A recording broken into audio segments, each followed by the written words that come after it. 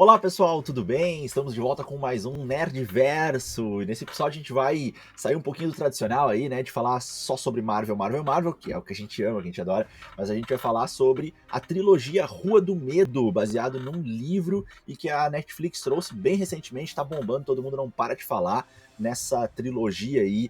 Uma pegada de entretenimento, uma pegada bem parecida com Stranger Things. E a gente vai falar tudo sobre a nossa opinião, o que a gente achou, referências, vamos trazer aí o nosso olhar, aquele olhar aprofundado que vocês já conhecem aqui do Nerdverso, sobre a trilogia da Netflix de filmes Rua do Medo. Fala aí, Leandro, tudo bem contigo, cara? Oi, aí, Diego, tudo bem? A gente tá gravando aqui no frio de Porto Alegre de 8 graus. A gente vai tentar não congelar aí durante o nosso podcast, né, Diego? Sim. Mas é isso, né? A Marvel fez um hiato aí de 3 semanas até o What If, e a gente vai resolver então falar dessa trilogia da Netflix que tá bombando aí, tá todo mundo falando. Muita gente amou, tem gente que não gostou, mas a história é legal. Mas antes da gente começar aqui no nosso podcast do Nerdverso, a gente sempre manda nossos abraços e beijos, Diego. E a semana, deixa eu pegar aqui a listinha, os abraços e beijos do Nerdverso vão para Giovana de Paula, pro Sam Rodrigo, pra Sara Souza, Patrícia Dias, pro Carlos Cacuri, pra Loma Fante, pra Tereza Stone, pro Caio Gomes e pro Luiz Pedro Gomes, Diego.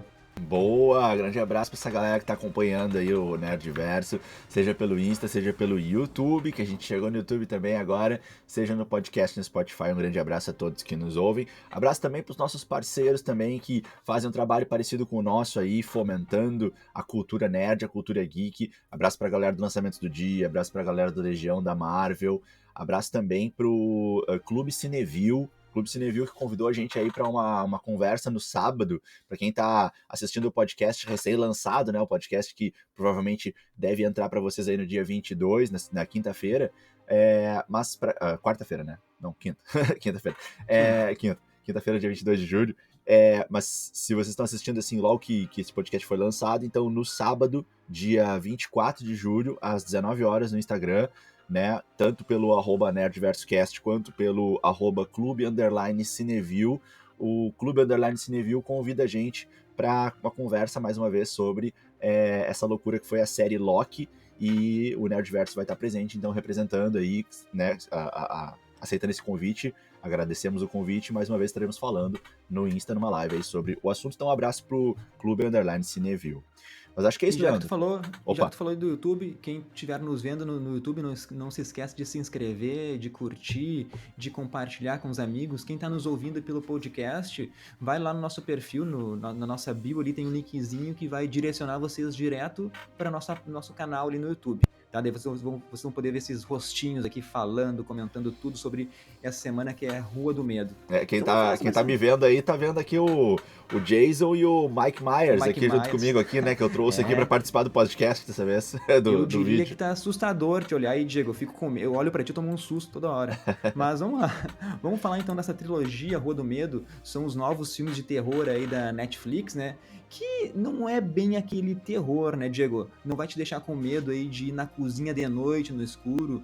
Tu consegue ir beber água ali sem precisar acender a luz tranquilamente, eu diria. Uhum. Não, realmente, não chega a ser aquele terror de dar muito susto, de te deixar muito, muito mal, né, assim, pelo menos eu não cheguei a ficar, talvez algumas pessoas fiquem, né, aí vai depender muito, né, cada um tem o seu nível, mas é um terror muito mais leve e que se assemelha muito, assim, com o tipo de filmagem que a gente viu na série Stranger Things, né, muito parecido Sim, mesmo, né, sim. até no segundo filme, na verdade, eu achei que a parte das mortes, do sangue, da construção da cena ali, a carnificina do segundo filme eu achei mais violenta, mais intensa, né? No Sim, final do concordo filme contigo. até fiquei um pouco mal ali no final do filme, no final do 2, né? Da parte 2 ali de Sim. 1978. E só para não esquecer, como tu falou antes, né, Diego, o Rua do Medo, ele foi inspirado nos livros da R.L. Stein, que é o mesmo criador, o mesmo escritor ali do famoso Goosebumps. Não sei se tu lia esses livros quando criança. Bah, eu adorava, cara, eu lia. Eu pegava na biblioteca do colégio, levava para casa, ficava lendo aquelas histórias de terror ali, eu me envolvia muito.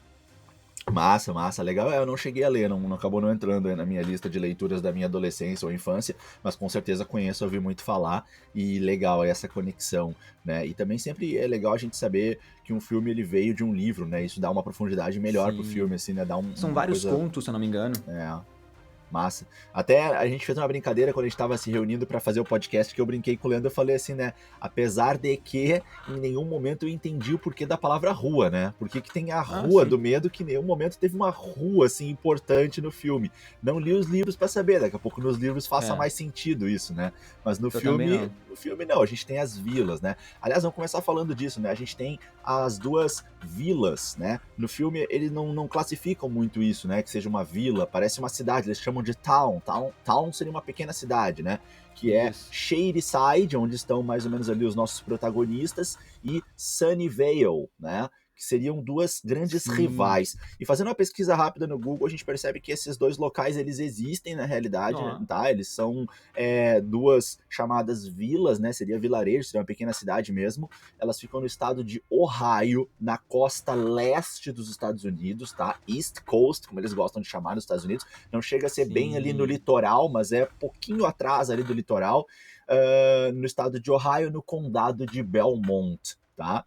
Aí não cheguei a pesquisar se realmente aquele loteamento, né, em 1666, o qual o terceiro filme fala mais, que é o loteamento que vai dar Origem. origem boa aos duas vilas rivais, aquele loteamento Union, não sei se ele chega a existir, esse até não acabou me Pois fugindo da é, daí é pesquisa. uma pesquisa mais profunda aí. Aí não cheguei a Mas fazer. lembrando que a gente está fazendo esse podcast porque a gente fez uma pergunta lá, né, com várias opções no nosso Instagram, no @nerdversocast, e o pessoal votou. O filme, a produção mais votada foi a trilogia do Medo, né? E tudo começa com aquela primeira parte, né, Diego, que se passa lá em 1994, que a gente já percebe que a Netflix, como tu falou, ela fez a mesma coisa que para Stranger Things. Ela usou lá o algoritmo dela e fez uma misturança de várias coisas que o público gosta ali. E nesse primeiro filme, eles meio que se inspiraram na franquia Pânico e também na franquia Eu Sei O Que Vocês Fizeram no Verão Passado. É um terror mais teen aí que a Netflix está fazendo, e na verdade é a Netflix criando um novo gênero de terror, né? Que eu brinquei de falar que parece uma malhação, né? Parece a malhação. É. Aí o Leandro falou a malhação do terror, que é um terror mais teen, exatamente isso, né? E tu falou, né, Diego, nessas duas cidades, né, tem a Shadyside ali, que tem a fama de nunca prosperar, tem ali o legado dos assassinatos, e tem a vizinha Shane Valley, não sei como é que se fala, que... Sunnyvale. Sunnyvale, isso aí. Isso. Muito obrigado, Diego. Que, resumindo, dá tudo certo nela. E vai ser muito importante isso, essa dualidade, porque lá no terceiro filme vai ser explicado o porquê que isso acontece entre essas duas cidades, né, Diego? Exatamente, exatamente. Que aí ao longo da trilogia vai contando. Aliás, eu gostei bastante também dessa essa forma como essa produção foi construída, Leandro. Isso eu achei legal. Eu até, né, tenho várias críticas à produção como um todo ali, né? Ah, Não sim, vou com acabar dando certeza. uma nota tão alta, mas eu gostei do formato, porque a gente não teve, ao mesmo tempo que a gente não teve uma série com episódios aí de 45 minutos, uma hora, 30 minutos, e Sim, aquele clássico de 8 episódios, que é o formato mais atual aí da Netflix, a gente também não teve um filme. E por mais que, tudo bem, poderia ser uma sequência de filmes, como por exemplo, sei lá, Jogos Mortais, né? Que tem 6, 7 filmes e que vão se sim. conectando aos poucos os filmes. E é legal tu assistir a obra completa de Jogos Mortais, porque eles vão fazendo conexões uns com os outros. Mas tu pode assistir individualmente. Rua do Medo são 3 filmes, não é uma série. Mas são 3 filmes que foram lançados muito sequencialmente, né? E que Sim, em realmente 3 semanas. em 3 semanas e que realmente faz muito sentido assistir os três e fica faltando muitos pedaços assistir só um deles. Não é que nem um Jogos Mortais, não é que nem um Pânico, que tu pode assistir um filme e tu não precisa dos outros. No Trilogia do Medo, os filmes são muito importantes. Então foi um formato novo, né? Não é uma série, Sim. não é uma sequência de filmes super espaçada, com espaço de anos, é uma sequência de filmes que se conecta, então é um modelo novo, ao meu ver, assim, não consigo encontrar um paralelo. Mas eu gostei, achei legal. Sim, foi meio que inovador isso que a Netflix está fazendo. E esse Rua do Medo Parte 1, ele é mais focado na Dina, e a gente conhece também a história da Sarah Fier, que é a bruxa que foi enforcada anos atrás naquela mesma cidade ali de... esqueci o nome da cidade, Sunnyvale. Agora é Shadeville, É, Shadeside, quando Shadeside. quando ela foi enforcada ali, ela foi enforcada naquele lote, né, no Union, Isso, né, Union que é o lote que precede, né, as duas, mas acho que no momento que mas a começa a falar árvore da fica lenda, isso, a árvore fica É. em Shadeside. E aí que dá origem à maldição, segundo conta a lenda, né? A maldição que recai sobre Sim. Shadeside. Exatamente. Mas claro que tem muitas coisas, né, que incomodam nesse roteiro aí.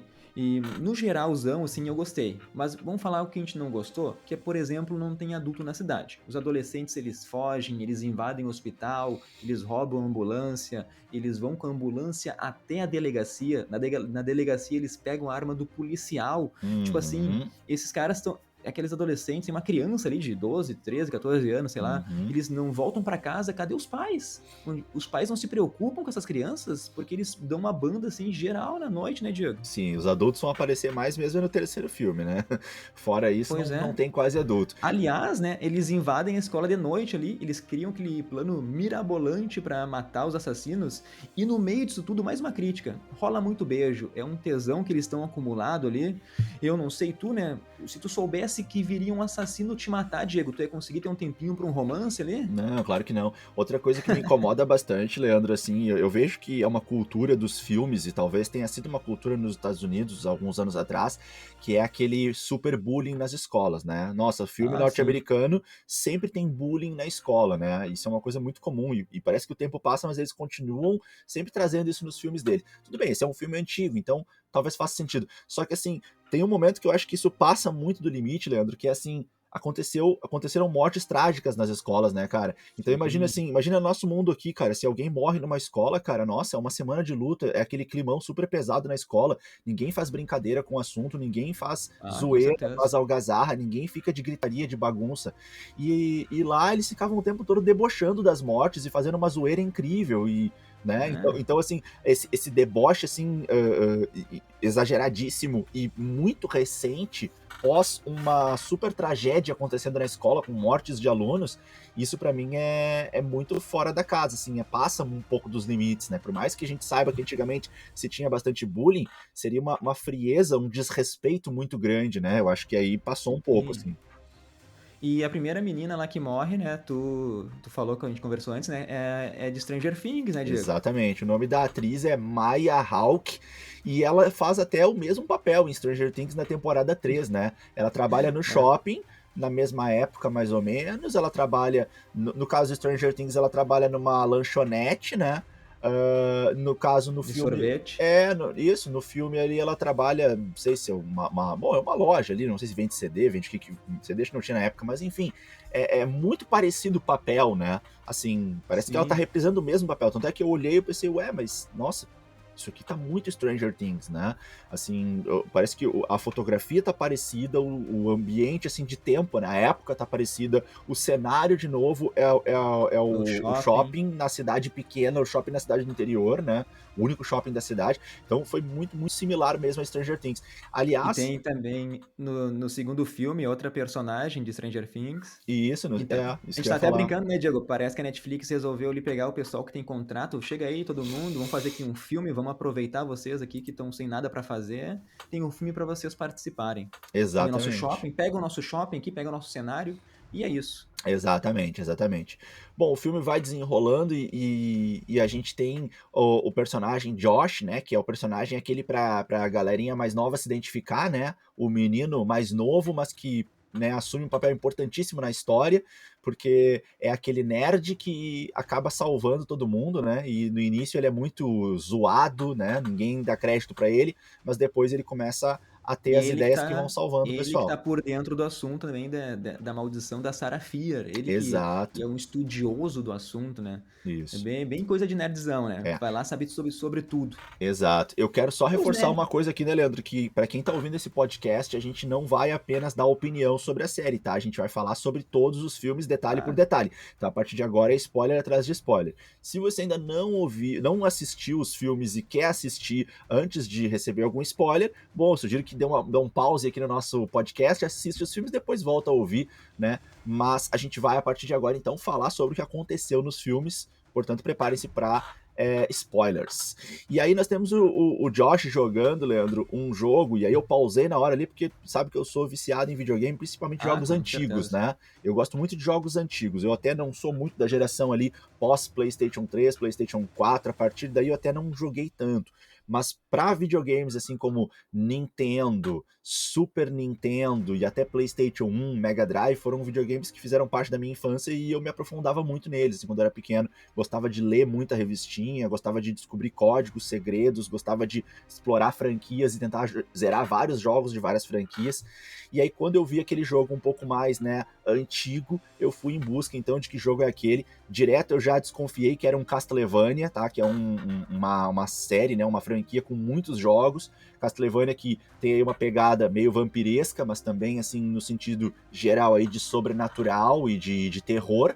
Um jogo 2D, de fase, de aventura. E esse jogo, então, que o Josh estava jogando é o jogo Castlevania Bloodlines, que é um jogo que foi lançado em Ó, 1993 e é o único jogo da franquia lançado para o Mega Drive. Os outros todos acabaram sendo lançados ou para NES, ou para Super Nintendo, ou para PlayStation, né, os mais recentes, Game Boy sim, alguns. sim. Né?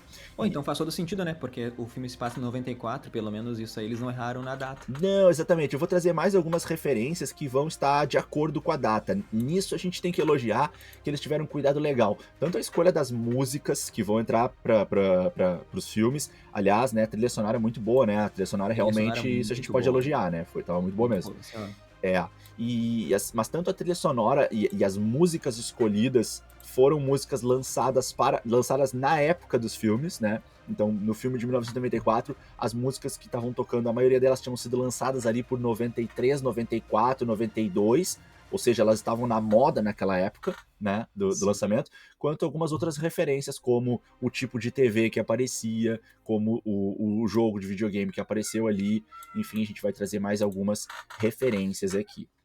Não sei Sim, se tu quer sim. comentar alguma Cara, coisa em cima disso. não, em cima disso não, mas tu pode ir retomando, eu vou falar mais um pouco ali sobre o filme, até o final, sim, porque eu não esperava da Netflix essas mortes bem violentas, eu fiquei surpreendido, né? Eu não esperava nem que o pessoal coadjuvante fosse morrer, eu pensei que todo mundo ia sobreviver nesse primeiro filme, e a gente tem ali mortes que foram impactantes pra mim. Por exemplo, a morte da menina que tem a cabeça A triturada, cara, Kate, pô, muito forte. aquela ali foi O boa. outro lá tomar uma machadada, pelo menos em sangue, assim, a Netflix não quis economizar, Diego. Por Sim, isso que o filme é meio verdade. estranho, é uma misturança muito louca, assim, e um filme ruim e bom ao mesmo tempo, eu não consigo descrever ele, sabe? É verdade, é verdade. Ele teve, parece que um cuidado, assim, para ser um filme um pouco mais teen, um filme não tão forte, mas eu acho que a economia que foi feita no sentido de filtro, de ser mais leve, ela é mais naquela condução, às vezes, de um filme que te deixa muito tenso, nervoso, que te dá muitos sustos ou que faz um terror psicológico. Não achei que teve tanto isso. Teve uma pegada mais realmente leve, assim, na tensão. Não se cria uma tensão tão forte, mas é um clima de mistério, de querer descobrir o que está acontecendo, isso sim, mas Isso é sem legal. ser aquela tensão de que a qualquer momento tu vai tomar um grande susto.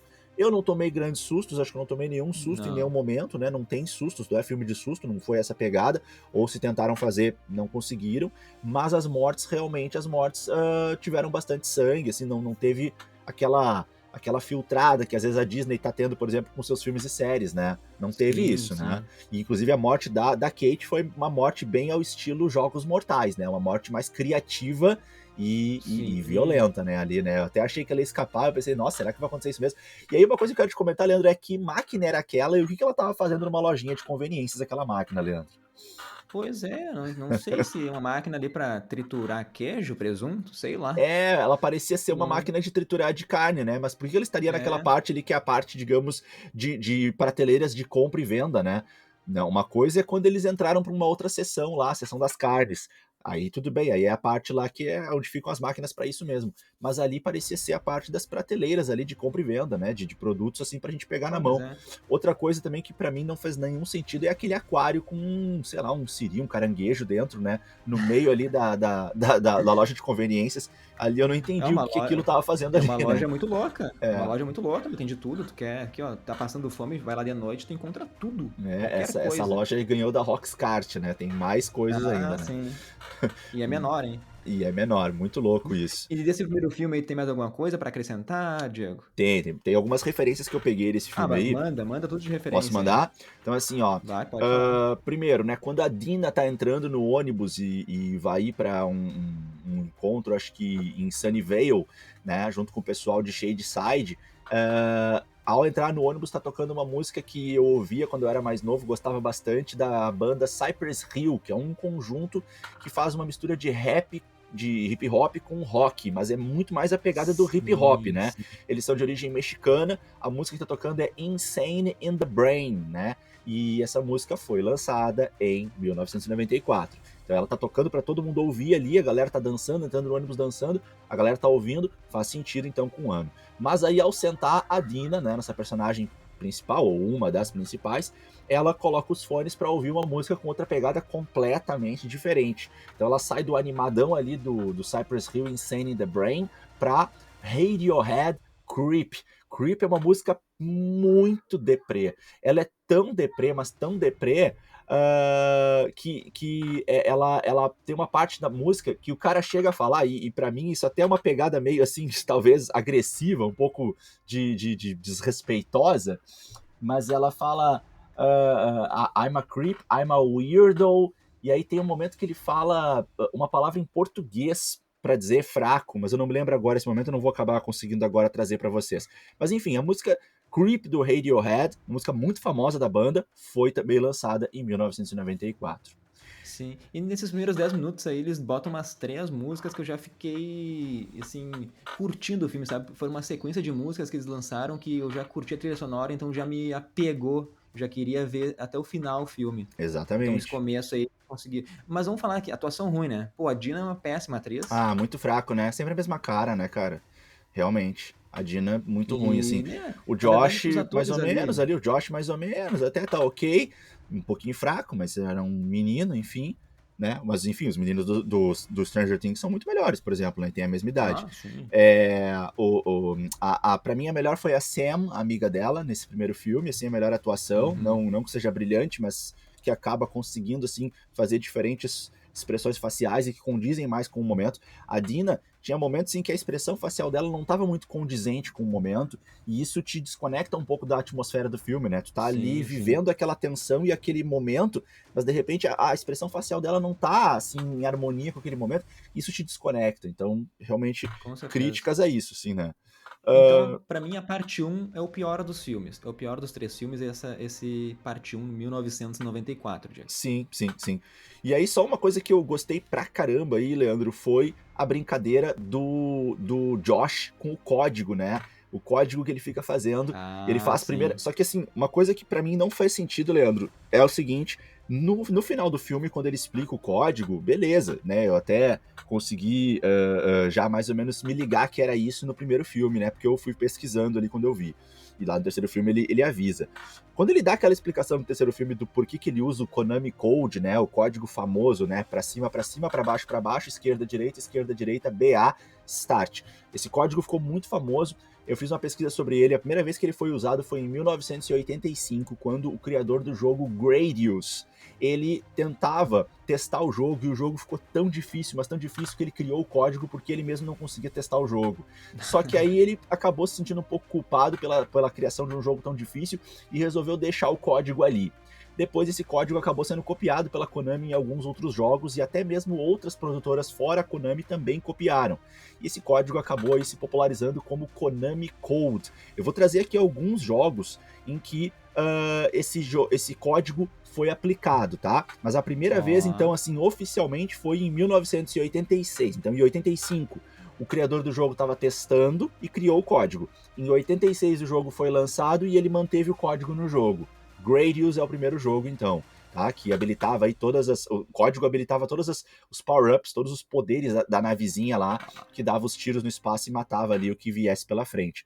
Depois nós temos Top Gun, The Second Mission, o Top Gun 2 do game NES, em 89. Nós temos Tartarugas Ninja 13 e Tartarugas Ninja 4. Tartarugas Ninja 13 em 92 pro NES e Tartarugas Ninja 4 pro Super NES, Turtles in Time. Esse eu joguei bastante, esse jogo aqui. Nem precisava muito do código, era um jogo bem fácil. O código até em sim. certo momento da humanidade foi conhecido como Contra Code, em certo momento, porque o jogo Contra é um jogo muito difícil, e então o código realmente ajudava muito o jogo, e todo mundo usava, então ficou meio que uma coisa que a galera falava assim, ó, tem que usar o código do Contra, tem que usar o código do Contra, e por um certo momento ficou chamado de Contra Code, mas ele é muito mais famoso como Konami Code, né? Também no jogo Mortal Kombat 3, quando tu vai habilitando alguns menus que ajudam, por exemplo, a fazer Fatality com um botão só, né? Um dos códigos é o Konami Code. Do Tony Hawk Pro Skater 2, um jogo muito famoso, mas na sua versão para Game Boy Advance, e aí pela primeira vez aqui pela Activision, se eu não me engano comprou a Konami, não tenho certeza, mas enfim, no ano de 2000, o código também, ele ajudava, ele abria o Homem-Aranha, por exemplo. No International Superstar Soccer Deluxe, famosíssimo, é o código para transformar o juiz num cachorro, e esse código também aplicado no International Superstar Soccer 64, ele faz com que os jogadores fiquem com a cabeça gigante, né, os Big Heads, né? Ah, sim. No Sonic Knuckles, o Sonic 2 do Mega Drive, lançado em 94, o código permite escolher jogar com o Knuckles ou com o Sonic nas primeiras fases, escolher as fases também. No Castlevania Bloodlines, o jogo que aparece no filme, o código funciona, isso faz bastante sentido com a brincadeira do menino, né? No Castlevania Harmony of Dissonance, do Game Boy Advance, no Silent Hill 3 do Play 2, no Metal Gear Solid 3 do Play 2, no B-Money do Play 2, no Dance Dance Revolution do Play 2, no Drum Mania, Little Big Planet 2 do PS3, são alguns jogos e tem mais, eu vou parar por aqui, senão é lista Ah, demais. E tem participação em músicas, tem uma música da banda The Ataris, que o nome da música é Up, Up, Down, Down, Left, Right, BA Start, ou seja, o nome da música é o código. Tem outras músicas que brincam um pouco com isso, eu não vou ficar lendo aqui, mas tem várias.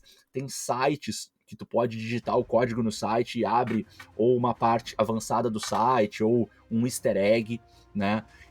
No filme Detona Ralph, o personagem Rei Doce usa o código para entrar na programação do jogo dele, né? Para virar turbo. No jogo League of Legends, o chefão Veigar, né? O chefão final, ele faz o código na luva dele. Então são muitas aparições, né? E aí o que eu ia falar só, Leandro, é o seguinte: pra mim não faz muito sentido ele usar o código na cabeça dele quando ele fica na frente de uma menina. Porque o que ele sente quando ele fica na frente de uma menina, primeiro é na escola, quando uma menina passa olhando ele, e depois é quando ele fica junto com a Kate, né, no banheiro feminino, no filme 1, ele usa o código como se ele estivesse tentando se livrar de um momento de muita vergonha. Só que o código, ele é para te dar vidas infinitas, ou para te dar superpoder, te deixar invencível. Então faria muito mais sentido ele usar o código no momento de medo, não de vergonha, não de nervosismo, assim, diante de uma garota, né? Então quando ele enfrenta os bichos lá, quando eles estão no momento de terror, faria muito mais sentido ele dizer o código, como ele faz lá no terceiro filme. Agora, quando ele não, fala com as meninas, eu acho que fica meio sem assim, mas como noção. tu falou, né, meu? Ele é uma criança, ele acabou de falar que esse código é pra te deixar invencível, então talvez ele use isso pra deixar ele mais forte perante aquela situação que tá deixando ele desconfortável, sabe? Ele é uma criança, ele não. Talvez. O roteirista não sabe muito bem do código também, né? Entendeu? Sim, sim. Tem até um Com episódio certeza. de, tem até um episódio de Family Guy, que é um desenho bem engraçado, né? Tem o Arnold, tem um cachorro que fala e tal. É um desenho bem irônico, assim, meio na pegada de Simpsons. Tem um episódio desse desenho, do Family Guy, que o pai tá gritando isso pra família, assim. Ele grita o código e fala: todo mundo digita esse código que nós vamos ter vidas ilimitadas. Ele fala isso no episódio do desenho. Então é um código super, hiper famoso, né? O Konami Code. E aí no último filme, então, o menino explica, né? O código e tal. Eu achei legal essa referência. E naquela época, os cheat codes eram muito mais valorizados do que hoje em dia. Hoje em dia é outra Ah, pegada. sim. Pegada de hackear, pegada de ou pagar por um serviço adicional. Hoje em dia a pegada é outra. Mas naquela época, os cheat codes eram uma coisa muito legal. Sim, sim. Mas vamos então para Rua do Medo, 1978, né, que já se conecta direto ali com o filme anterior. E agora a gente vai ver, vai conhecer, na verdade, a história da Sea Behrman, que foi a única sobrevivente dos assassinatos lá que teve naquele acampamento. E nesse segundo filme, daí a principal atriz é a Sadie Sink, que a gente já falou, né, que é a menina lá de Stranger Things. E cara, como essa guria é uma atriz brilhante, assim, para mim ela foi a melhor atriz de toda a trilogia. Eu até Uhum. diria pra Marvel, pra DC ficar de olho nela, que eles têm que trazer essa menina aí pra fazer parte dessas franquias, cara. Sim. Ela tá demais, demais, assim, ó, ela carregou o segundo filme nas costas. Uhum. Verdade, verdade. Muito bom por causa dela. A atuação dela tá excelente mesmo. Não tinha até me dado conta disso, né? De como foi bom assistir por conta dela o filme, né? O filme 2. Lembrando que o filme 2 então, ele se passa 5.937 dias antes, né? Dos Ó, acontecimentos ali, né? Quando eles chegam na casa da dita Sea Behrman até então. Quando eles chegam na casa dela, né? a Dina e o Josh, e trazem, né, a zumbi até então Sam ali, né? A possuída? Isso mesmo. Mostra um calendário na casa, né, da C. Behrman, dizendo que fazem 5.937 dias desde o dia derradeiro, que a gente vai ver mais pro final do filme que esse dia derradeiro é o dia 19 de julho, mas a história que ela conta começa no dia 12 de julho, então a gente tem uma passagem aí de 7 dias, que é a duração cronológica aí do filme 2, quando a gente vai para aquele passado em 1978, no acampamento Camp Nightwing. Ele foi construído, a gente percebe isso ao longo do filme 2 e depois do filme 3, que ele é construído exatamente em cima do loteamento Union, que é, né, o loteamento que dá início aí, né, à divisão Sunnyvale e Shadyside. Tanto é que a gente vê mais pro final do filme que aqueles túneis, né, que são construídos embaixo da terra lá, e que tem o formato da marca do diabo, eles vão dando acesso a locais que tanto a gente identifica eles no filme 2, como por exemplo o refeitório, aquele banheiro, mas Que também banheiro nojento, né? Meu Deus, falando nisso. sim, Tu vai lá no banheiro fazer o teu número 2 e vai tudo lá pra baixo, cara. Que nojo. Que fedor devia ser aquilo lá. exatamente, não teve nenhuma manutenção naquilo desde a época do loteamento, né? E aí no Nossa. loteamento a gente tem que o refeitório é aquela sala comunal ali, né? Aquele local onde se reúnem o pessoal, tem tipo um púlpito ali, né? Alguém fala e tal. Então a gente tem essa conexão aí do acampamento com o pessoal. A atriz que a gente estava falando agora há pouco, que também estava na temporada, a partir da temporada 2, né, no Stranger Things, e que o André elogiou bastante, a atriz se chama Sadie Sink, né, a garotinha ruiva, e no Stranger Things a personagem dela é a Max, ou a Maxine, Isso. né? Pô, de novo, e já que tu falou do acampamento, né, Diogo? De novo, né? Sem adultos. Na verdade, o único adulto era a enfermeira que acabou sendo presa. Então, é um acampamento só com adolescentes. Os monitores têm o quê ali? 20 anos no máximo? O pessoal tá pedindo, né, meu? Eu me pergunto o que os pais dessa cidade, eles têm, que eles Na deixam cabeça. os filhos assim, livres, leves, soltos, com um adolescente tomando contas dele. É vontade de se livrar das crianças? Eu não entendo. Porque É, tem uma série de assassinatos que acontece de anos e anos. E os caras não estão nem aí, deixa pro acampamento, lá no meio da mata, ficar um tempão, uma semana, com pessoas de 20 anos cuidando lá. É verdade. minha crítica desse episódio. Verdade. O episódio 2 tem bastante sexo e pegação, né? Sim. Umas cenas pegadas ali de sexo. Na primeira cena que a gente tem ali do pessoal que tá se drogando e transando, né? Uma delas é a Alice, aquela loirinha de cabelo comprido, e o Sim, Arnie, sim. né? Tá tocando ali pra eles no rádio a música Cherry Bomb. Cherry Bomb! Eu não tenho voz, né, de cantor, mas só pra relacionar Foi pra bom, foi bom. galera aí. Da banda The Runaways, música lançada em 1976. Lembrando que o filme se passa em Muito bem. 78, então a música tá aí de novo condizente com a época, por isso que eles estavam empolgados ouvindo, né? Sim. E depois a gente tem a outra música, desculpa, fala, Leandro, o que tu ia falar, Não, cara? pode falar das músicas, né? E a gente tem depois também, eu não me lembro agora o momento exato, mas acho que é logo depois a música Carry On My Wayward Son, da banda Kansas, lançada em 1976. E essa música, Carry On My Wayward Son, é a música tema da série Supernatural, que de certa forma se conecta um pouco com esse tipo de filme, né? Supernatural é uma série que marcou uma geração, uma série gigante com 15 temporadas, né? Com o Sam e o Dean, conta aí a história dos irmãos Winchester, que em boa parte do momento tem a ajuda do Anjo Castiel, que via de regra eles tentam caçar entidades sobrenaturais, mas em especial a trama se passa em relação a demônios e até uma guerra entre os céus e o inferno. Eu sou muito fã, adoro a série, assisti Aham. todas as 15 temporadas, né? Terminou recentemente a série, momentos de alta e baixa, como qualquer série e tal, mas a série finalizou. E essa música, então, é gatilho. Quem viu a série, com certeza, ao ouvir essa música, não tem como não lembrar, assim, e sentir uma sensação forte, nostálgica aí, de conexão com a série Supernatural.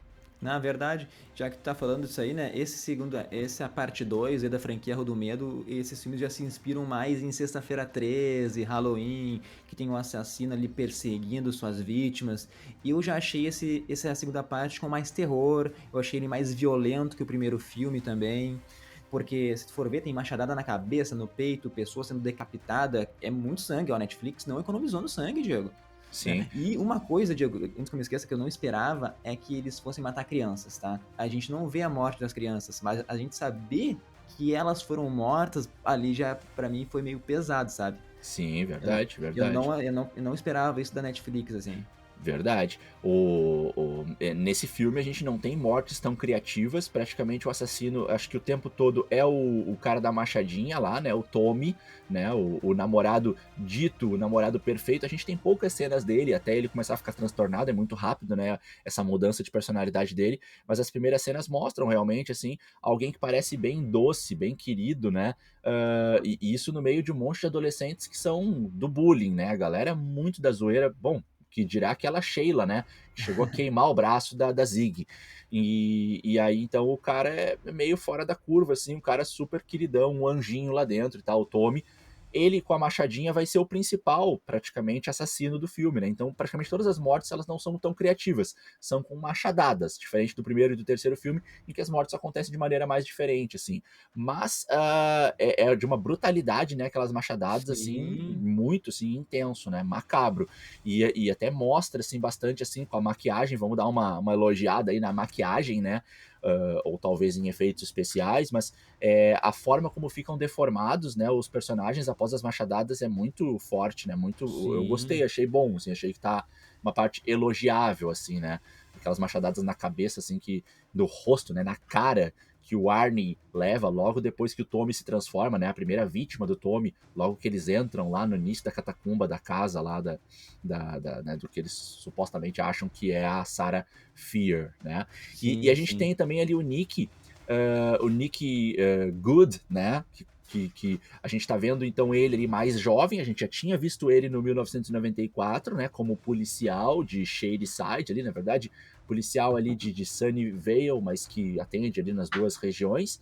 E o Nick então chega pra Zig e pergunta pra ela se foi a Sheila, né, que pintou as paredes do quarto, e aí ela responde ironicamente pra ele assim, foi o Coronel Mostarda, né? E aí, essa é uma brincadeira, uma ironia, não sei se todos pegaram, mas do jogo de tabuleiro, até bem famoso, bem conhecido, o jogo Detetive, um joguinho em que um crime é cometido, um assassinato, e aí os jogadores, seguindo algumas regras do jogo de tabuleiro, precisam descobrir Tem quem que foi o descobrir quem é personagem, que matou. o local onde aconteceu o assassinato e qual foi o objeto utilizado para fazer o assassinato, né? E um dos personagens desse joguinho de tabuleiro antigo é o Coronel Mostarda, e é um nome mais estranho, que é um nome que acaba marcando, todo mundo brinca com esse nome, então uma pegada, uma brincadeira. Pesquisando mais uma vez, o jogo Detetive teve seu lançamento oficial em 1977. Então Ó, era uma novidade na época do filme ali, né? Da época do ó, acampamento de 78. Mais você uma, não uma sabia. curiosidade aí. Pensei que era mais recente esse jogo aí, não imaginava que Também era pensei, tão também antigo. pensei. Mas como eu tava percebendo que tanto os jogos quanto as músicas eles estavam sempre assim, tendo o seu lançamento ou no ano do filme ou pouco antes, eu fui atrás mais uma vez. E nessa conversa que o Nick tava tendo o Nick Good, desculpa, tava tendo com a Zig, né? Ele fala sobre Stephen King. E o Stephen King, então, é também um escritor bem famoso que, via de regra, as suas obras são na área do terror e do suspense, né? E ele tem grandes produções realmente na época ali de anos 70, que é a época do acampamento. Vale destacar o livro dele, Carrie, né? Que vai depois ser transformado em filme como A Maldição de Carrie, ou Carrie a Estranha, né? Tem duas versões, uma versão mais antiga e uma versão um pouco mais recente, né? Da Carrie. Entre outros, né? Como Um Sonho de Liberdade, Espera de um Milagre, Iluminado, né? Iluminado tu tem aí, né, Leandro? Acho que eu tô vendo aqui, Tem, ó, tem. pela tua tela aqui. Iluminado aqui, ó. Boa, Ó. boa. Cara, eu Uhum. vou te falar que Stephen King é um dos meus autores favoritos, eu já li. Cara, ele escreve muito, né? Não sei como ele consegue escrever tanto. O melhor livro pra ele são 7 livros, eu acho que é. Não sei. Que é. A Torre Negra. É assim, ó, Hum. espetacular, uma história envolvente. Tentaram fazer um filme esses tempos aí, alguns anos atrás, com a bosta. Né? Porque não tem como tu Com o pegar. Idris Elba, o nome, o ator que fez esse filme aí, que é o que faz o Heimdall, né, no Thor. Ele que Sim. fez esse filme aí, Torre E Negra. Christian Bale também, eu acho. E o Se Christian não me Bale, engano. exatamente. Isso Mas mesmo. ficou, meu, não tem como tu adaptar 7 livros grandes, 7 livros grossos em Pra um um livro filme, só, para um cara. filme só. Sim. Teria que ser um livro cada temporada, no mínimo, sabe? Então, Claro. o que eles fizeram foi muito ruim, fiquei muito decepcionado. Que pena, que pena. E aí depois a gente tem num outro momento a Zig e o Nick conversando mais uma vez sobre isso, e a Zig propondo então de não ser mais Stephen King numa pegada de tipo, vamos parar com esse terror todo, né? Aqui tem uma releitura legal sobre tudo que vai acontecer na história, porque a Zig inconscientemente ela fala assim, chega de Stephen King, vamos agora pra Judy Blume. A Judy Blume ela vai ter uma pegada mais assim de contestação, que é muito a cara da Zig, né? De contestação quanto a racismo, Sim. quanto a masturbação, quanto a que mais que eu tinha colocado aqui como bullying também, né? Então, para a época, né, algo que não se falava tanto e a Judy Blume vai trazer isso em obras dela, como a principal obra dela aqui, que é não vou me lembrar agora, mas enfim, ela cita a Judy Blume no sentido assim de uma releitura da história que é chega de suspense, chega de terror, vamos para um novo tempo, vamos se livrar disso, né? E Sim. o Nick meio que aceita, né? Depois a gente vai entender que os Good, na verdade, eles são quem tá por trás de tudo isso, né? Então, por isso, a proposta dele pelo Stephen King é uma leitura subliminar, assim, uma leitura de segunda camada, né? Que a gente pode fazer.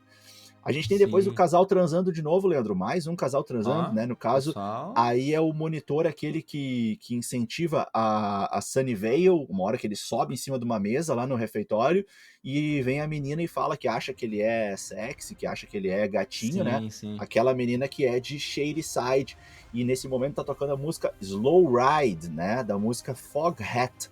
E mais uma música aí lançada em 1975. Né, mais uma vez próximo aí da época.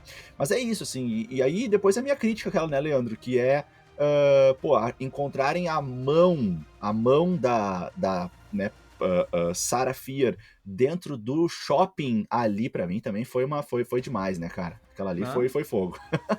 pois é, e como tu falou, né, o filme vai acabar com a Dina ali juntando a mão da Sarah Fier com os restos mortais dela e ela tem meio que a mente teletransportada para 1666, aí o número da besta, né, o ano que as cidades, ela então, como a gente já falou, né, foram fundadas e também tem a origem da maldição da bruxa, né, Diego? Exatamente, exatamente.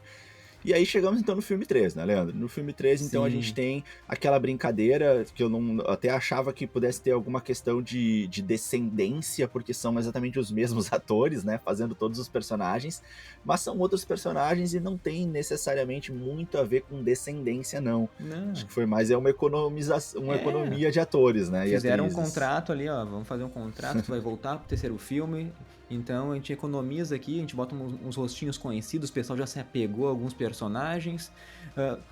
A Sad Sink, né, a menina ali que do Stranger Things, ela apareceu só em uma cena e depois não apareceu mais em 1666. Até senti falta Isso, dela.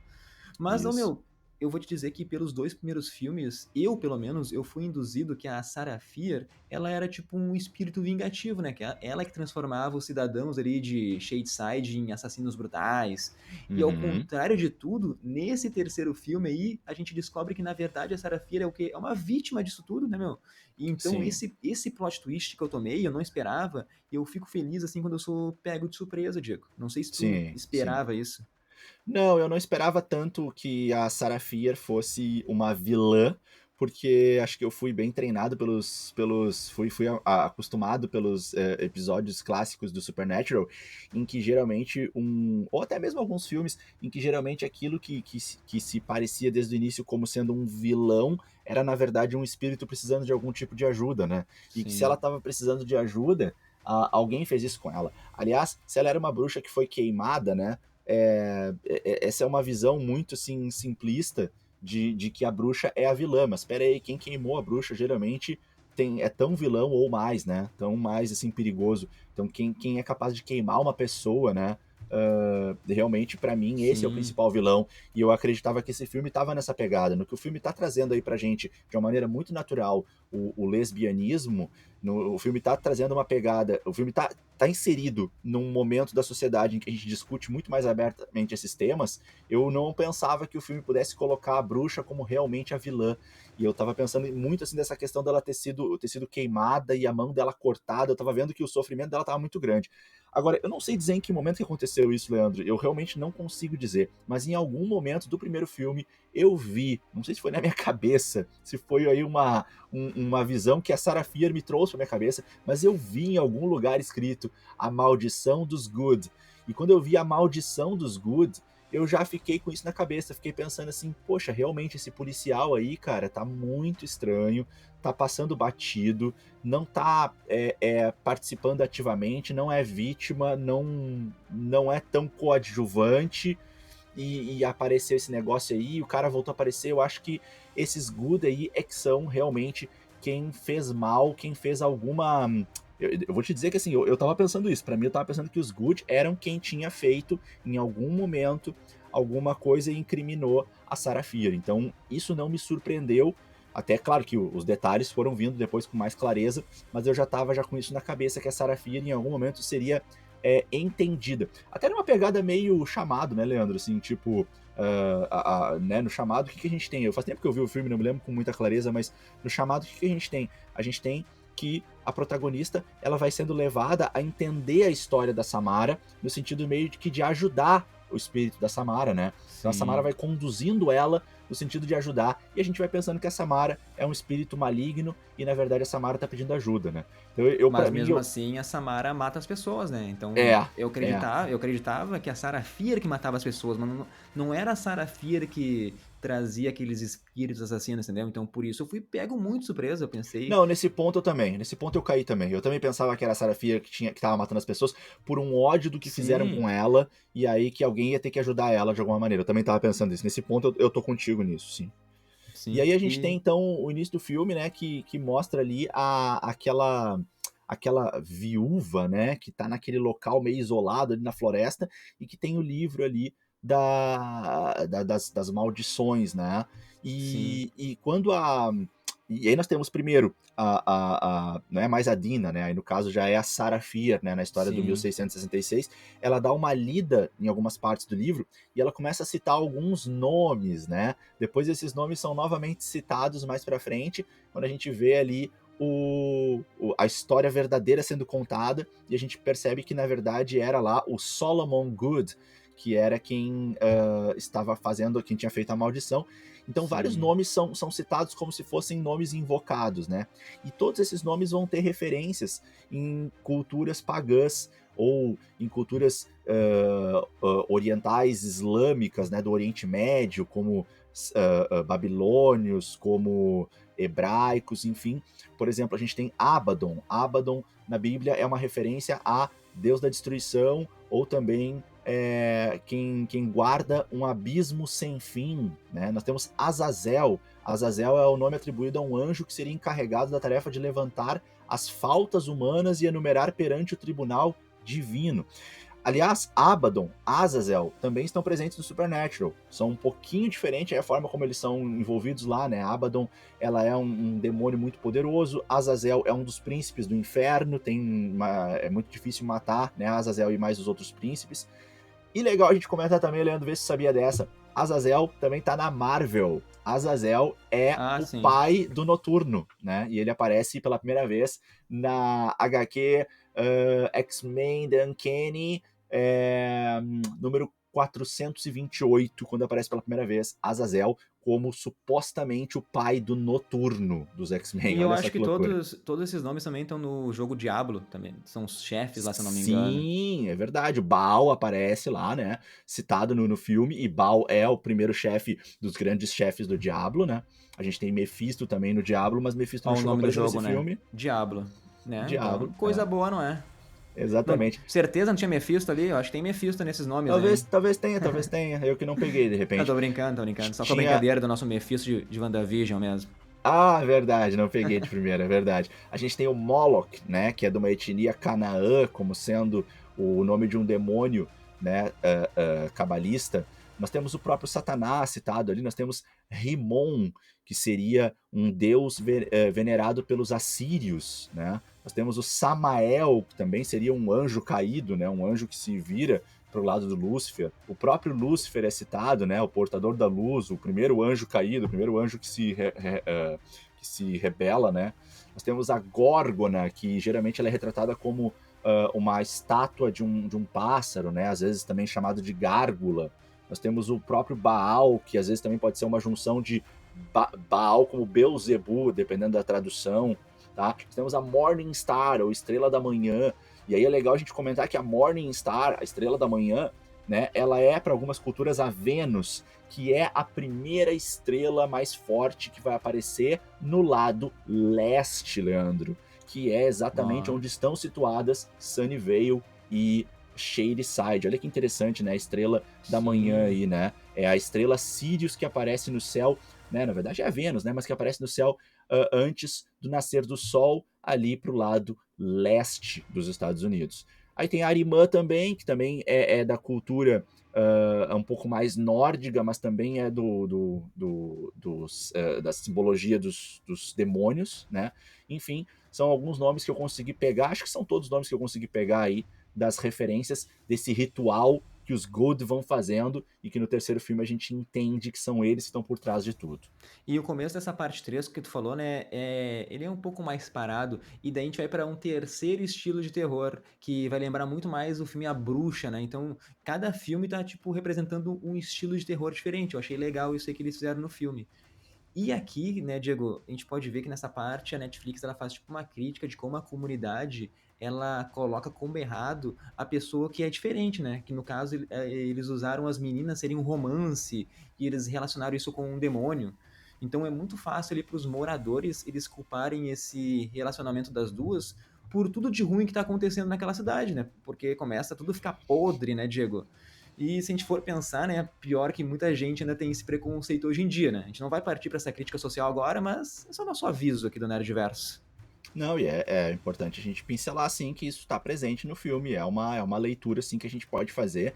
De certa forma, isso está sendo discutido no filme, né? O lesbianismo é o Sim, tempo todo retratado no filme e com diferentes camadas, e principalmente em 1666, aí, de uma forma que ele é veementemente atacado, é levado para o lado de pecado, é taxado como... É incrível como eles pegam ali a homossexualidade das meninas e distorcem isso para bruxaria, né? Eles vão relacionar isso. Claro, tem uma sim. praga abatendo ali a cidade, eles precisavam aí de um cabresto, né? Precisavam de um bode expiatório e pum, vão lá nas meninas, E né? as mortes do pastor lá que arranca os olhos das crianças, de novo, crianças sem olhos, chocante de novo.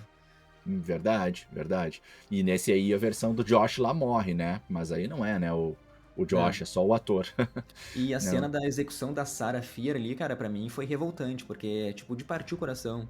Ainda mais pela revelação ali de quem originou a maldição da bruxa. Porque tu vê que a Sarah Fier, tipo, ela aceita aquele fardo, ela aceita a morte ali pra proteger de quem ela gosta. Uhum. Então, toda aquela crueldade, todo esse preconceito aí, né, meu? Em 1666, hoje em dia Hoje em dia as pessoas são, entre aspas, também enforcadas, julgadas, apedrejadas, né, Diego? Sim, sim, verdade.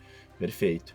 Aí a gente finaliza, né, esse Remember, né, essa visão que a Sarah Fier proporciona a Dina, quando a Dina consegue levar a mão dela, né, até o corpo dela, Uhum. e então a Dina volta, e aí nós vamos ter então a parte 2 de 1994, dentro ainda do terceiro Mas, filme, mas que é ô, Diego, apresentado desse modo, né? mas quem Fala. não entendeu, né, qual foi a revelação, como é que funciona a maldição, né? Porque a gente vê que a revelação é que as gerações ali da família Good é que elas estão por trás desses assassinatos aí. E eu gostei dessa parte, me pegou muito de surpresa. Não foi que nem tu, que tu lá no primeiro filme já teve um insight ali, já entendeu mais ou Uhum. menos, já esperava isso. Pra Sim, mim não foi, sim. meu. E essa maldição foi tipo uma troca de favores, né? Algumas pessoas mortas pela prosperidade da família. Daí a gente tem o grande vilão, né? O cara que perdeu a família, ele fez o pacto com o demônio ali para que todas as próximas gerações dele dessem certo. Isso também explica o porquê das duas cidades serem tão diferentes, né? Uma acontece muitas coisas boas, na outra acontecem muitas coisas ruins. Sim, sim. E a cidade de onde aconteceram as coisas ruins é a cidade onde estavam as meninas, né? Então, desde o início, o primeiro Good, o Solomon, ele consegue incriminar elas e consegue botar sempre, assim, uma culpa, uma razão do problema estar na maldição. Primeiro nelas e depois na maldição de Shadyside. Então, sempre que acontece alguma coisa estranha ou ruim, fica tudo já mais ou menos bem encaminhado para se apontar como culpados a maldição de Sarafir, a maldição de Shadyside. E os Good conseguem sempre ficar atrás da cortina sem ninguém perceber, sem levantar Sim. suspeitas, né? Essa parte do roteiro eu gostei bastante. Essa forma como as coisas foram montadas eu gostei muito. Eu já mais ou menos estava percebendo que isso ia acontecer, mas independente disso, isso não tira para mim o mérito, que eu acho que essa é a parte mais legal do roteiro, assim, Sim, essa sim. construção aí. Isso eu até achei legal. Outra coisa que eu queria comentar é que lá no início do primeiro filme, Leandro, quando eles estão naquele embate dentro do ônibus, acho que tem o carro, no carro atrás do ônibus tá a menina com o namorado lá com o Peter, e no ônibus acho que tá a Dina e a Kate, elas jogam um negócio no carro, lembra dessa parte bem no início? Sim, sim. Nessa parte, pouco antes da Dina jogar, acho que alguma coisa no carro, ou logo depois dela jogar, o nariz dela sangra, né, Leandro? E isso, pra mim, durante um bom parte do filme, isso não fez nenhum sentido, né? Acho que até o final do filme, esse sangramento, naquele momento do filme, pra mim, não fez tanto sentido, ainda não ficou muito claro. Porque todos os outros momentos de sangramento, eles estavam conectados com alguma coisa que fazia sentido. Mas esse não fez tanto, na minha opinião. E Pois é. Talvez voltando eles então pra estivessem parte. passando perto ali da onde estava o corpo da Sarah Fier. Pode ser, pode ser. Pode ser um E daí momento ela, em que ela ela já estava fez se isso, conectando com eles, né? né? Ela fez isso para que encontrassem o corpo dela, para que desvendassem esse mistério, né? Então ela meio que puxou o pessoal para lá. É o que eu posso pensar agora. Eu não tinha parado para pensar nisso também. Pode ser, pode ser.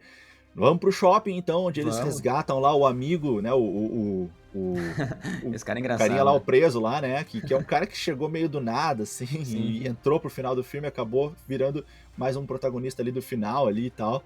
E eles fazem, então, a armadilha lá no shopping. Nessa parte, quando eles estão montando a armadilha, toca uma música, Leandro, que eu gostava muito, tá? Ouvia bastante na minha época de skatista, na minha pré-adolescência ali, que é a música Come Out and Play, Keep Us Separated, esse é todo o nome da música, da banda The Offspring. Essa Ah, música não, essa música é muito boa. ela é do terceiro álbum deles, o álbum Smash, né? Para mim o melhor álbum de todos, e esse álbum foi lançado exatamente em 1994, quando essa banda explodiu. Depois desse álbum, para mim, o segundo melhor é o Americana, de 1998, e depois o quinto deles, aliás, o quinto deles é o Americana, que é o meu segundo favorito, e meu terceiro favorito é o Conspiracy of Ah, One, tá. de 2000, mas agora eu já saí do ponto, Pensei que né? era da tua vida, o primeiro álbum dele. Melhor. Não, Não, não, não, não. não, não. É que é uma Pensei então. banda que eu Sim, gostava sim, muito, sim. Eu então entendi eu porque tu eu colocou. chego a ter um top 3 de álbuns deles, tanto que eu gosto dessa banda. Sim, Então eu mas ouvia demais a música. sim, sim. Mas, ô Diego, esse final do filme aí, né, a gente vai partir então para eles lutarem contra os espíritos assassinos, e daí nesse final a Netflix ela fez uma mistura de Stranger Things com as armadilhas lá do Esqueceram de Mim com uma festa neon, né? Sim, sim, sim. Ali foi uma loucura ali, foi uma mistura louca ali aquele final daquele filme, né? E era um abre e fecha, e agora a gente guarda o zumbi dentro da loja, agora a gente tira o zumbi da loja, agora a gente se Sim. esconde na loja, e agora a gente. Nossa, ficou uma zoeira aquilo ali. E assim, ó, E quanto sangue a guria tirou pra encher aquelas arminhas, né? É, Ah, é, é. E assim também, né, Leandro? Naquela pedra onde tinham anotados os nomes dos assassinos, dos bonecos marionete da Sarah Fier, né? Ou, né, na verdade, depois a gente vai descobrir que é da maldição dos Good. sim. Eram muitos nomes, né, Leandro? Muitos nomes. E a gente não vê tantos assassinos assim. Até no shopping eles só se preparam pra combater uns 5, né? No caso, eles se preparam pra combater ali os 4 que já estavam principais e mais a Ruby Lane, que canta a musiquinha lá e tal. Mas sabe E. qual que eu tenho mais medo? É o do ah, gurizinho, meu. Aquele gurizinho Aquele gurizinho que aparece batendo no uma final nas máscara. latas, né? É. Aham. Aquele gurizinho me dava medo. É verdade, verdade. E também tem uma frase no final do filme, né, Leandro, que aparece bastante. Ela aparece pichada, ela aparece quando a Sarah tá falando a verdade pra Zig, né? Que a frase é Good is evil.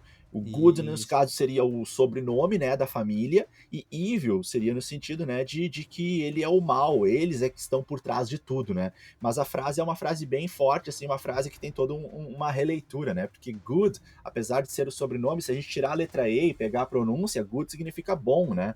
E aí uma tradução para isso, se eu tirar a letra E do sobrenome, seria bom é mal. Ou seja, é para Sim. dizer assim, eles estavam o tempo todo imperceptíveis, porque até o sobrenome deles e tudo que eles fizeram faziam eles parecer os bonzinhos, mas na verdade os bonzinhos é que são os malvados. Então seria essa leitura, essa brincadeira aí que o filme faz com Sim. a gente, né? Cara, e pra mim, então, finalizando assim, depois a gente conversa mais um pouco, mas pra mim o saldo final dessa trilogia foi muito bom. Teve mais altos do que baixos, assim, eu me diverti, eu achei a história boa. Claro que é a Netflix repetindo aquela fórmula de sempre, só que dessa vez com mais sangue, mas no final, assim, é um filme pop, é um filme pra pra gurizada ver, assim. Não sei se tu Exatamente. concorda, Diego. Não, concordo. Não tem, sim, uma construção muito grande, muito, assim, inovadora, não tem uma originalidade. A atuação, a interpretação do elenco achei fraca. As músicas achei muito A boas. trilha sonora foi Trilha ponto sonora altíssimo. muito boa, muito boa. Legal a brincadeira de Voltando no Tempo. Gostei desse formato inovador de 3 filmes, que não é nem uma sequência de filmes, assim, espaçada, nem uma série. E uma certa mistura sem pé nem cabeça, assim, não é sem pé nem cabeça, assim, mas uma mistura muito grande, assim, muito heterogênea de filmes e de referências, né? Mas um cuidado carinhoso, assim, com sempre relacionar com o período de tempo, né? As músicas e as Sim, produções ali. isso foi legal. Isso foi uma brincadeira interessante. Última fala minha. 1994, o ano em que se passa o presente do filme, né? Embora o filme volta no passado em alguns momentos, mas o presente do filme se passa em 1994. Lembrar 2 pontos importantes desse ano.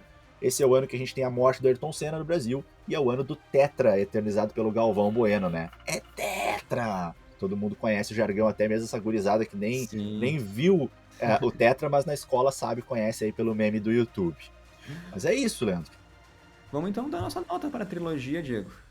Eu daria uma nota 6,8. 6,8 para toda a trilogia Rua do Medo, Diego. Boa, boa. A minha nota é parecida com isso, Leandro. Eu vou em 6 e 6, tá? Ó, Assim, não é para ficar com o número da besta? é. Não, na verdade eu não pensei nisso, mas 6,6 acho que é uma nota coerente aí com o que eu tenho oferecido para outras produções. Realmente eu achei que tem muitos pontos negativos. Eu gostei de assistir, achei legal, até indicaria, mas com muitas ressalvas eu indicaria para as Sim, pessoas. Eu sim. não simplesmente diria para a pessoa ver. Eu diria para a pessoa ver e faria vários apontamentos. Olha, vê se tu gosta assim, assim, assado, não é o melhor filme que tu vai ver, mas é uma distração interessante, tal, tal, tal. Né? Se tu é um amante dos filmes de terror, talvez tu não goste, aquela coisa. Mas enfim, nota 6,6. Gostei de ter assistido, não sinto que eu perdi meu tempo. Foi uma análise Não, é legal e foi muito divertido. divertido. Foi muito divertido brincar com as referências, principalmente dos games ali, foi bem legal. E das músicas também, eles E pegaram. das músicas, E os verdade. jogos. E a gente, então. Bom, a gente vai ficando por aqui, então. Muito obrigado a todos que nos ouviram aí. Espero que tenham gostado nesse nosso podcast especial sobre a trilogia Rua do Medo. E vamos esperar que venham mais aí, agora, filmes pra gente analisar. Nos comentem, vê se vocês gostaram aí da nossa análise.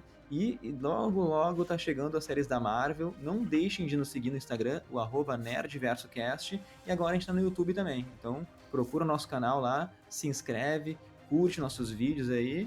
E é isso, Diego. Então tá, valeu. Obrigado mais uma vez pela companhia de vocês, quem nos assiste pelo YouTube, quem nos ouve pelo podcast, no Spotify e outras plataformas de distribuição de áudio.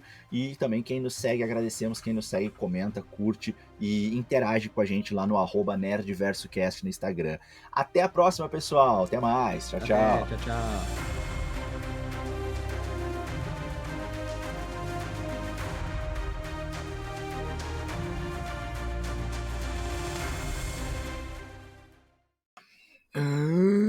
Daí tem Então, os carinhas aí, ali atrás de mim. ó, Tô toda hora pigarreando, mas então, eu né? se precisar desligar. Hum. Então, não dá pra ver nada, né? Ah, tá. Não tinha Só como pra ver ver se nada. tava funcionando o meu microfone. Sim, sim, não, tudo certo. Cara, só pra ver quantos graus agora. Ah, não tá tanto. 8 graus agora. Até que tá bom. Beleza. Então, vamos começar. Bora. Beleza. Então tá.